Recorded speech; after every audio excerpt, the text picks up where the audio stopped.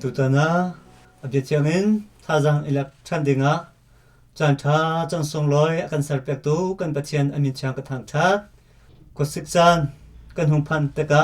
kan chilung sunga phundang te en chewlai tia zumna ngai fingletlang kan chun te zonga sisini athlang ne toile kan thaimi bialai hlani michilung ahlip thlauter na limcha chan roa nehnu khirchan khoti loin limcha dot mi na kha mithlama anchuan chan na abanchan nasiban token chapkhat munlei ma achun Christmas thengkong te na pangpar phantling na jong sumiti te na en kan bek en se kan jung se kan male kan in chewa do kho chung do en kan to an hai hini alam ter mi chu valai mi so nang la kai kham tu denga arung tu mi kham tu masaya chu zeban tok minung da asiti kha kan lang ter mi ase siang pusang bial te la ka siang pusang asina boy bial te la ka boy bek asina imro pathian asina kha kan dak ter mi ase chu cha chun pe bitham angan pali ame he khachunga kan boy pale kan pathian nangma chu sunpar nakle upat nakle lengan nakha mu aga atak mi na si tia kan mu chulong tha ban chu mi le mi chiang mi bia te hani achiang lengan bek boy pa pathian ama chu om chang mi le om leo mi le om lai mi ase anti e chunzanin an thang chat mi chu ase nihin kan jal mi gospel chunga mathai angan pasari ame kolakhat ame kolili in ame kolasritia kha ase ame kol khat kan jal taka boypa tia akati mi pau in vanchung pet nak chunga andu dilai tina kaselo vanchung khwai o mi kapadu na atwa mi launi vanchung pen nak chu andu dilai tia kan hu hizona khifa phunni kha kan hu kho phukhat nak chu zebantuk khifa dan si tia chun leng lai khifa an si fiang daw kan sima chun jisu chu ko boypa le ka kham tu asi tia anjumi asina en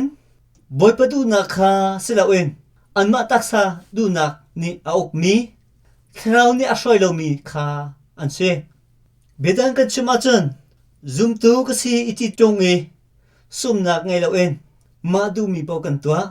ma du mi pau kan sim kan re ma du mi pau kan ding kan ai lu akhwe ji kan ti e pathian phaya akhwe ji kha kan pe ti lo heban tok khifana kha jisu ni boypa akati mi pau en van chung pen nak sunga andu di lai tina ka selo akan tina ka se dot mi ulena na kalo en boypa tia au so mi kan si solmo boypa tia kan awi aduna atu kan simo chun aphuni na khifana cho chung lai khifa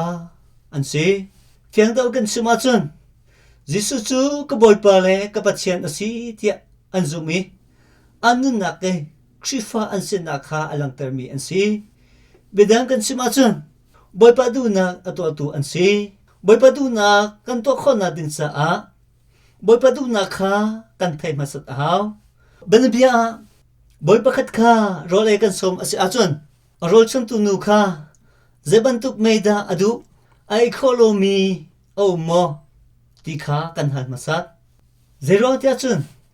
chu kan somi pa i aduna athai bik tu chu asinum na kha an si so ve ban token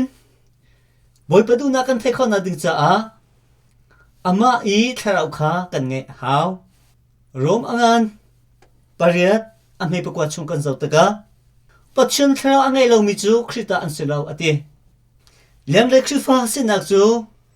thasai chunga in asami misut pa bantuk kha kan si pachun tharau ni nun lam an shwa achon dot nak lom nak dai nak lungsau nak zamfa nak isum nak zumot lak misinak ma lei ma ite khona kan ngai van chung e au mi kan pathian kha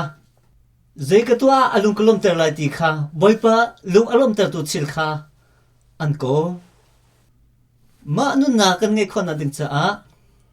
valai tak sa sin ni atin kholo je jatia chun minung chu sual na khai a chan kholo mi kan si tu chan chu aben chan asiban token khele a thar chuana kan to leo chan si kan sual kan pal na vial te ngi chin kham tu masaya ton kho na ding cha tim tu na kan nge leo chan si chu cha kan nun nak chu vale nom na taksa lom na cha longa silawin chu cha kan nun nak chu vale nom na taksa nom na cha longa mang lawin vale har na vial te kan te khon na ding cha le ma te na nun kan nge khon na ding cha sol ngai chi na khe amasina kir chan ding kha aven ni kan dum piak ni chu si jisuni ama azum tu na kha lungchunga in asami mi fi pa man token zechil po tlungai kun lungdong lo ten ama bailam kha iputin anuzul din kha akan aw chucha mi champol ni krifana kha cha akoteka chat nak to kha bar ha usi kan ngalo achun athai lai kan jun san aphan te lai ati